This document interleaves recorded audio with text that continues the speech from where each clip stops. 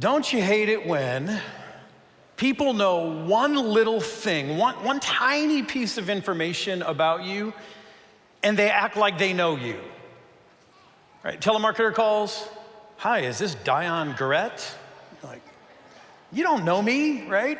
Or with other people, people who are really into horoscopes, they're the worst at this. They're really into horoscopes, and they're like, "Well, of course you'd say that. You're a Pisces." You're like, just because I was born in March, you think you know me. Or people who are really into profile tests, like, I'll just give it away. I'm into these kind of personality profiles tests, like Myers-Briggs. But people who just because they think they know, or they know your Myers-Briggs type, they think they know everything about you. Like, "Yeah, I can tell you're an ENTJ. You're so aggressive." You're like, come on, you don't know me just because you know my type. Or anyone into birth order?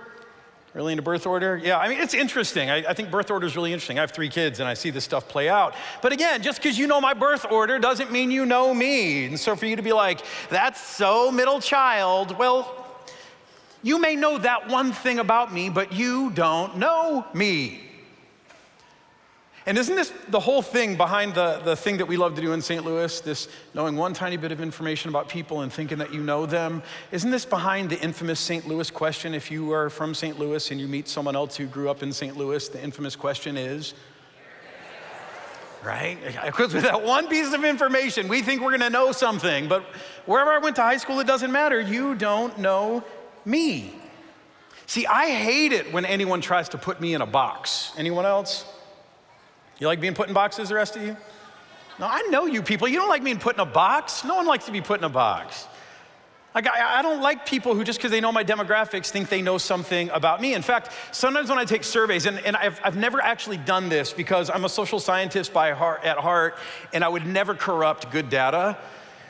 But sometimes when I take a survey, I'm tempted at the end when they ask you all the demographic questions after you've given your opinion, I'm tempted to lie. Just for fun, Like at the end of it, because I don't want to be written off because I'm a 45-year-old white male from the suburbs. I kind of want to be like, yep, 18-year-old female, Pacific Islander. Sounds exotic, right? And I'm like, GED, veteran, single but with 5 kids, making $500,000 a year. It's like, figure out what to do with those demographics, right? See, I think all of us fight against, actively struggle against being put inside of boxes. We don't like it, we resist it, and rightfully so. Your demographics, they don't say everything about you. They don't tell us how you grew up. They don't tell us what you've been through. They don't tell us what you value at your deepest level. It's right for us to fight against other people putting us in these boxes. And yet, here's the irony, I think, in life. As much as we fight against these boxes, because my demographics don't define me, so often in life, we are so quick to put ourselves into boxes. By the stickers that we put on the windows of our car, right? Driving down the road, "Hey strangers, you don't know me, you don't know anything about me. The one thing I want you to know about me in all of the world before I cut you off is 13.1. 26.2, anybody gonna fess up? No, put your hands down, that's bragging. We don't do that. Right? I mean, we're trying to tell the world about us. That's what you want the world to know about you, 13.1, 26.2. Or what about the way we define ourselves by the brands that we buy and how we kind of get locked into a brand and want to identify, or how we get identified. We want to identify ourselves by our fandom or our hobbies or our kids, who they are or what our kids do. We resist anyone else putting us into boxes, and yet we willingly put ourselves into boxes all of the time. It's kind of weird, isn't it? And why do you think we do that? I think one of the reasons that we do that is that we believe that it's through boxes that we will find belonging. Through boxes, we will find belonging. And we're not wrong. You go out and you buy a Jeep. Here's what happens the moment you buy a Jeep. You become part of a cult. I mean a club. Also a cult. Pretty sure it's a cult because when you buy a Jeep, you're driving around in your Jeep and suddenly, just because you're driving a Jeep, guess what happens as you're driving around in a Jeep? I've seen this, I don't own a Jeep. You're driving around in a Jeep, here's what happens. Suddenly everyone else in a Jeep, when they pass you, they do this. They wave. They wave. Yeah, hey, how you doing? Now I drive a truck. No one in a Jeep ever waves at me. I wouldn't understand. It's a Jeep thing, right? I mean, you're driving around in your Jeep and you're waving, and it's like you can't see the rest of the world now. You can only see other people in Jeeps. Like you can't see me driving around from your lifted, windowless, roofless, doorless perch of automotive elitism. Like you don't see me now because you're driving a Jeep. Now I'm making enemies here. I can tell there are too many Jeeps out in the parking lot. Some of you are like, it's the same reason that people sometimes get fixated about where they went to college or they spend the rest of their lives identifying a sorority or fraternity you belong to. It's the reason people join churches. It's probably the number one reason. We're looking for belonging, but here's the problem with that. We put ourselves willingly into boxes. Sometimes we let other people put us into boxes so that we can find belonging. But have you ever noticed this, that sometimes you do that and it's okay, but then after a while, you find yourself contorting yourself. You find yourself maybe betraying parts of yourself. In order to stay in those boxes that once fit you, you try to stay there because it feels like if you no longer fit in that box, what is at stake is your belonging. And I tell you, churches are the worst at this. And I say this as a pastor, knowing I'm part of the problem, that churches, we're the worst at this. All churches tend to say the same thing. We're like, come as you are. Say, come as you are. But the expectation is they can come as you are, but you better start changing to fit our paradigm right away. Otherwise, you're not gonna fit here. You won't belong here for long. Oh, and of course, if you change too much, you won't fit here either. You gotta change just the right amount. And so what happens is we end up in this love-hate relationship with boxes. We don't like it when anyone puts us in a box, and yet we don't know how to survive. We especially don't know how to find belonging. Who are our people? Where is our tribe? Where do we fit in this world if we don't fit in a box? And that's why today is so important. You all know what today is. Today is, it's not a trick question, today is. It's Easter. It's Easter. It's Easter Saturday. That's right. It's even more specific. It's Easter. Today is Easter. And in Easter, Easter is such a multifaceted event. It means so much. But you already heard, if you were here on time, you heard the narrative about what Easter means. There was that moment on Easter Sunday, that first Easter, where these women went to the tomb. And they went to the tomb because they expected to find Jesus still lying in the box that they had put him in. Literally a negative space, a rectangle, a cylinder carved out of the side of a rock, a tomb in the rock. They expected that Jesus would still be in the box where they put him. And so they go there on Easter morning and they're looking for him, expecting to find him in the box where they laid him a few hours before. And yet they show up and the stone's moved away and he's not there and they don't know what that means. And then an angel appears and the angel says, he's not here, he's alive, he's risen. And they freak out, and later Jesus appears to them in the flesh, looking like himself, but being totally different too. And their minds are blown. And see, here's the thing. Easter is it is the most significant event that has ever happened in time. The implications are so many, and yet the one I want to focus on today is that what Jesus was doing in Easter, get this, is he's showing us how to break out of those confining boxes that do not serve us well anymore. He's showing us how to break out of those boxes that imprison us, and he's showing us how to do it in such a way that we don't have to sacrifice our belonging. Where we can break out of the boxes, but we can still have a place where we belong. See, that's what Paul, one of Jesus' first followers, one of the leaders of the church. That's what he understood. He understood that Easter wasn't only about Jesus, Easter is about all of us. Because he sat down and he wrote a letter once to some Christians in a place called Galatia. I know it sounds made up, but it's a real place. You can find it on ancient maps. Galatia, he wrote a letter to them, and here's what he said. He said, before the coming of this faith, and right here he's talking about Jesus and Easter. He's saying, before Easter, when Jesus was alive and everything changed, before that happened, here's what life was like.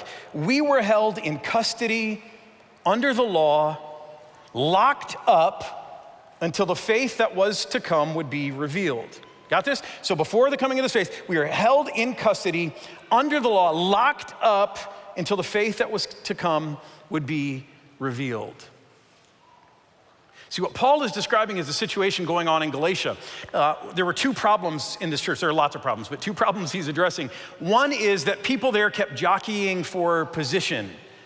The way they would define themselves was by looking around at other people and going, I'm better than you are.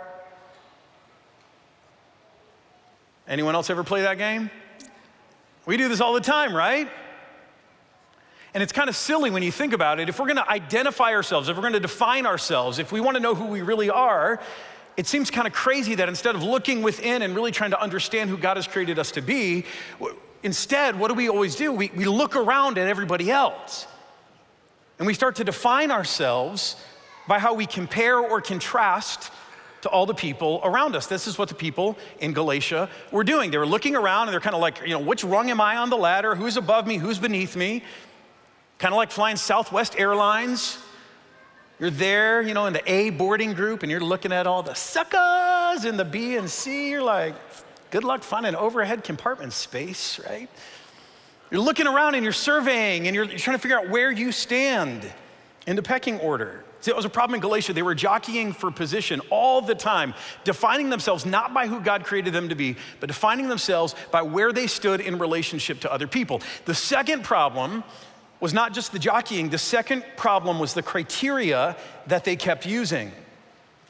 See, we have our criteria too. Our criteria for jockeying for position may be, my level of wealth. Am I richer than you? Am I better looking than you? Is my body fat percentage lower than yours? These are the things we do to prove our worth or to find identity. But in this church, they had a different criteria. Their criteria was, how well do you fulfill the laws and the customs of the Old Testament, the Jewish laws and customs? And so the people of Galatia, they're running around and they're sizing each other up, trying to figure out who's better than who. And their criteria was, how well do you fulfill the laws, the customs, the rules, the obligations? In other words, how well do you check all of the boxes of the Jewish faith, of the Jewish culture? And by that criteria, then they decided who was elite, who was best, who wasn't best, who was cast aside. And Paul, he says something really important here. He says, those boxes that you're trying to fit into to be obedient to the law, all those religious boxes that you check to prove that you're faithful, those things in due time, those boxes turn into prison cells. Right? A box that you can't get out of, a box that you're locked into, we have a word for that. That's called prison. That's why he uses these words. We were held in custody. We were locked up. If you are not careful, Paul says, if that's how you identify yourself, if that's how you define yourself, by your ability to keep all these laws, you will end up imprisoned. And then he softens a second later and he says, but it's not that these boxes are bad. There's nothing wrong with these boxes. They're not bad. They're just not adequate anymore. See, in light of Jesus, in light of Easter, these boxes are not adequate. So here's what he says next. He says, he kind of softens, he goes from the jail cell thing to another metaphor. He says, so the law was our guardian until Christ came, that we might be justified by faith. Now that this faith has come, we are no longer under a guardian. See, guardians are good things, right? Kids, you got a parent or a guardian? You got a grown-up in your life who looks after you? Kids? Raise your hand if you have someone in your life who looks after you, a grown-up who looks after you.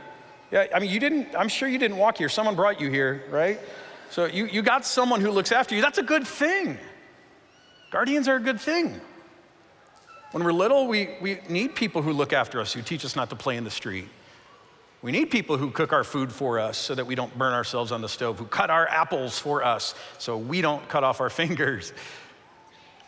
Right? When you're little, you need a guardian to drive you places before you can see over the steering wheel. You need a guardian. It's a good thing for a while, but there comes a point in life where you grow up and if you still have a guardian making all of your decisions for you, cutting your apples for you, there comes a point in life where that's a little embarrassing, isn't it? Where that's dehumanizing. Free Britney. Woman still needs our prayers. She does. But we say, we're like, she may be broken and she may have some problems, but she shouldn't be treated like a child. There's a point in life where you say, I don't need a guardian anymore. There's a point when you're growing up as a teenager somewhere in there, I don't know where the exact line is, but there comes a point where if your parents are still hiring a babysitter for you, that is offensive, right? Right? And yet if your parents leave you on your own too young, that's called neglect. See, there's this place where having a guardian is an important thing. And Paul's point is these boxes that we check, the boxes that the people of Galatia were checking, they were helpful for a while. As God was revealing himself, all of these laws, all of these customs, they served a purpose. They had a point, but then they became a prison. Not because they're bad, they're just inadequate. And you see, Paul's saying, these things aren't bad, but there comes a point where you got to break out of the boxes. All the things that you use to identify yourself, to define you, you've got to break out of those things. And I'm telling you, this is what Easter was for Jesus. Get this, before Easter, people looked at Jesus and they thought they knew who he was. Let's see, he's male, he's Jewish, he's from Nazareth, he's a human, he may be a miracle worker, he may be a great prophet. Check, check, check. We've seen his kind before. We know what he is. He fits our conceptions and our boxes. And then Easter happens, and suddenly Jesus is alive again, and he's disappearing and reappearing, and he's walking through walls. You can read about this on your own. It's true, it happens. And suddenly people are looking like, what are you? Who are you? They don't know anymore. Jesus breaks every box people tried to put him in. It's his way of saying, you think you know me? Well, you don't know me. You can't define me. And you know what, as religious people, if that's who you are, I think we run into this problem all the time still today. We think we know Jesus. But the problem is we are taking the resurrected, living Jesus, who is beyond definition, beyond comprehension, and we're trying to make him fit into our boxes of understanding, our boxes of morality, our boxes of what it means to be religious. We're trying to put him in these boxes again, and Jesus will always defy your boxes. You cannot define him in that way, and yet even today the risen Jesus stands before you, and he's inviting you to just to experience him without the boxes. To let him come and bring his life into your life, to make you full, to show you abundance. See, Easter is not only about Jesus breaking all the boxes, I said this earlier, but it's also for us. He's showing us the way to a fuller life and a truer sense of who we really are. A guy by the name of Richard Rohr, he's a Franciscan priest, and he writes a lot. He talks about life in three phases. He says there is a phase of construction, followed by deconstruction, followed by reconstruction. And pretty simply, when we start off in life, we're in the construction phase. We are all trying to construct a sense of self or identity. And this is a good thing. This is healthy. This phase of life is sort of like training wheels. Or when your toddler's learning to walk, it's one of those walker things. They're guardrails. See, in this construction phase, what you're getting is you're building a structure, a framework to move through life. And so you start to construct an identity and you say, okay, I'm a son or I'm a daughter, I'm a brother, I'm a sister. You start to learn other things about yourself. Hey, I'm an athlete, I'm a good student, I'm a musician. Are there other character things maybe that we heap into there and we say, I'm kind, I'm brave, I'm reliable, I'm a hard worker, I'm a leader. Maybe there's some negative things that we do, but we construct an identity, and it's a good thing. It's a healthy part of life. But then there comes a moment in life, and if you're not there yet, you will get there soon. There comes a moment in life when suddenly this identity that you've constructed, and for a while it's good and it's safe and it gives you a framework to move through life, it starts to feel like a prison.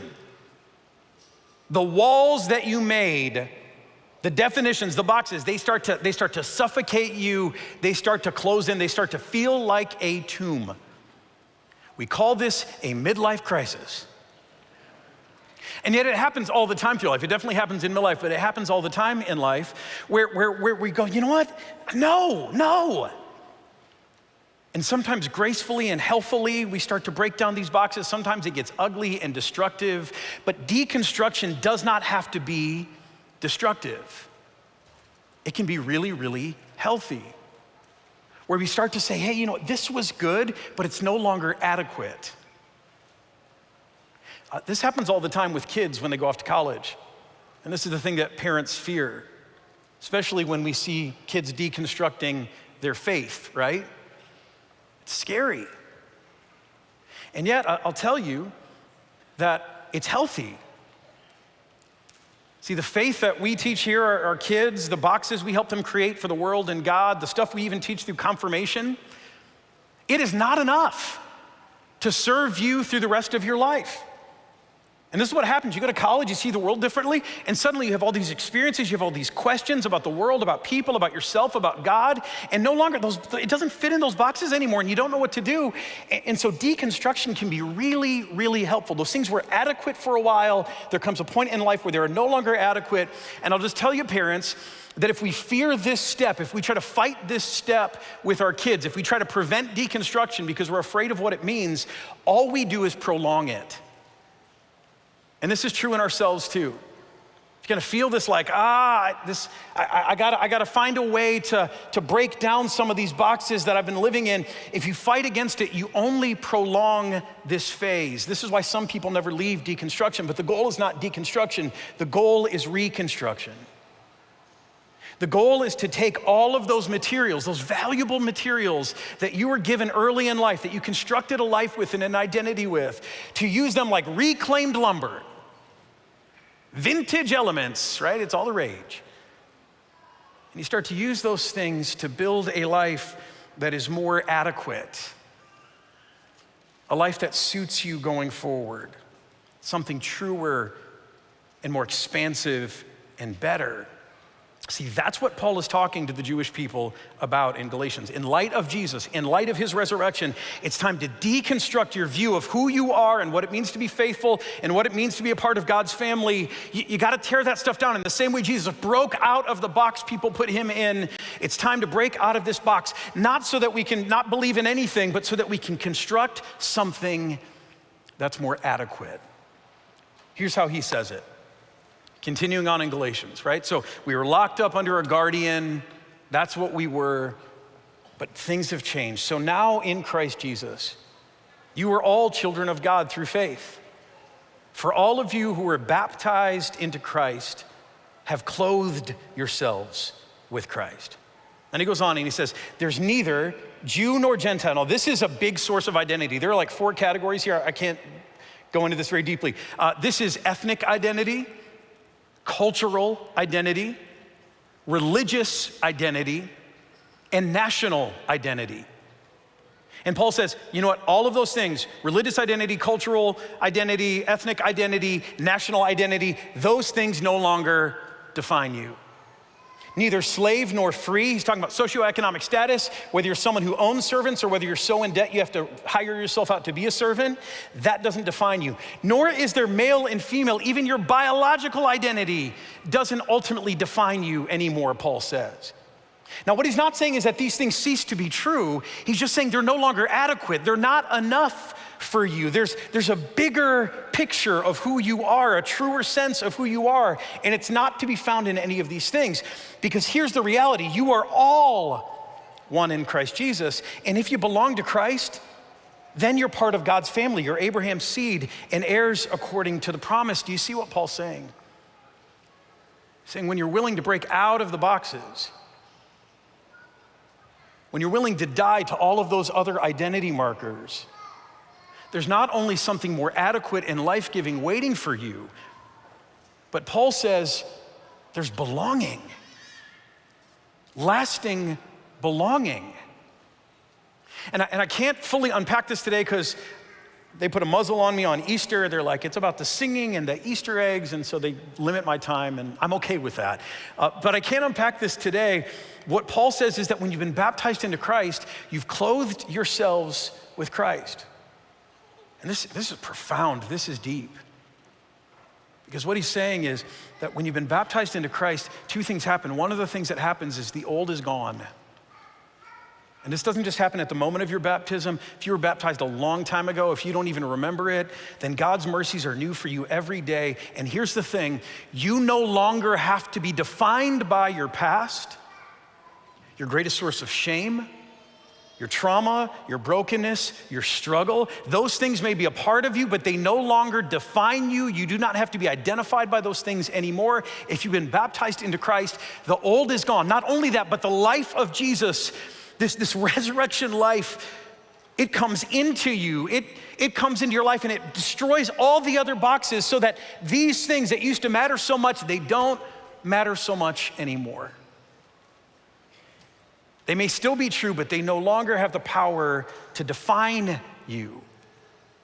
And what Paul says is when you've been baptized into Christ, there's only one thing that can hold you. As you explode these boxes in life, there's one thing that can hold you, and that is Christ himself. He becomes your covering, he becomes your clothing, he becomes your envelope as you move through life. Doesn't mean that you get to now just check the box Christian on a census form. That's thinking about it the wrong way. He's saying, you know how Jesus came to life and he was brand new and like life and existence on another level? You are invited into a union with that. And in that kind of life, these labels, these defining characteristics, they're still true, but they're no longer adequate. God wants to give you something greater. See, Easter is not just about Jesus' resurrection. It's about new life, a new identity for all of us. And that's what this series is about. That's what we're gonna keep talking about, finding the freedom to discover your truest self. Let me close with this. In this series graphic, we've got butterflies here, in part because it's spring and they're fun and they're all kind of different and interesting, just like we are. But the butterfly is also a symbol of resurrection. Do you know that? It's an ancient symbol of really Jesus' story. A caterpillar goes into a cocoon and Jesus was laid into the tomb and it's sealed up, and then out of the cocoon bursts this new beautiful creature, still the same and yet different. And just like Jesus came into resurrection life more fully alive and powerful and glorious than ever before, that's what happens with the butterfly. But here's what's weird about Easter. I don't know if you feel this. We're talking about Jesus being risen, and we're saying the grave is defeated and there's victory and there's new life. And yet so often in my here and now, I don't see all the victory, I see struggle. I don't see all the new life, I see my old self. I don't see new identity. I'm still caught up in checking all the boxes. See, I think what makes Easter so hard for us to take hold of for ourselves, the reason we just let it be Jesus' day rather than making it our day, is because the work of metamorphosis is actually pretty scary. I came across this week, speaking of butterflies. It says people talk about caterpillars becoming butterflies as though they just go into a cocoon, slap on wings, and are good to go, right? That's how we see it. And yet caterpillars, this is scientific, caterpillars have to dissolve into a disgusting pile of goo, a soup really, to become butterflies. So if you're a mess, wrapped up in blankets right now, if you're not feeling the victory, if you're still wallowing in your old self, if you're not sure, if you're feeling the prison walls closing in on you, if that's where you find yourself, just keep going. See, the reason Easter is so hard for us to access is because we as people, we don't want to go to the tomb with Jesus. We certainly don't want to die to the life that we know. We don't want to become a goo, a soup. We don't want our hard-fought identity, the thing that we've spent decades constructing, we don't want that to dissolve. Some of us have gotten really good at being a caterpillar. And yet here's the promise for us. Jesus is showing us that if we're willing to follow him into the tomb, to let who we've been dissolve into a goo, if we're willing to break those boxes and no longer let those things define us, on the other side, there's something richer. There's a life and a sense of self that is so much more powerful, so much more abundant. That's what we're going to keep exploring. Stay tuned. Pray with me. God in heaven, thanks for Jesus' resurrection, and thank you for the promise that we can go the same way that he did. God, that right now we can simply become new. And that's not in an instant, but we can decide today that we want to become new, that we want the old things, even the glorious things, and certainly the shameful things, we can let those things fall away. We can let them dissolve. And we can allow you to begin to remake us, to remake our lives, to remake our sense of self into something so much bigger, so much more abundant, so much more life-giving. God, help us not latch on to the easy things, the worldly things, to be our definitions any longer. Lord, I want the life of Jesus. I want to know him, and I want to know his resurrection personally in my life. So God, call us all to death today of who we've been, and call us to new life today. Give us that promise and that assurance that even if we're in the goo right now, if we're in the mess right now, that you have not abandoned us, you are at work. And God, keep us holding on, waiting for our remaking. We pray in Jesus. Amen. Well, thanks so much for joining us for Easter at Pathfinder and for being a part of our online community. Today, we just want to encourage you as you leave to make sure that you like, share, comment. We love to hear from you because it helps us engage along the way. Also, we want to let you know there's some helpful resources in the description below, or you can go to our website at pathfinderstl.org. While you're there, make sure to check out our message podcast. It's a great way to listen to the messages on the go. Well, blessings on your week. Go in God's peace.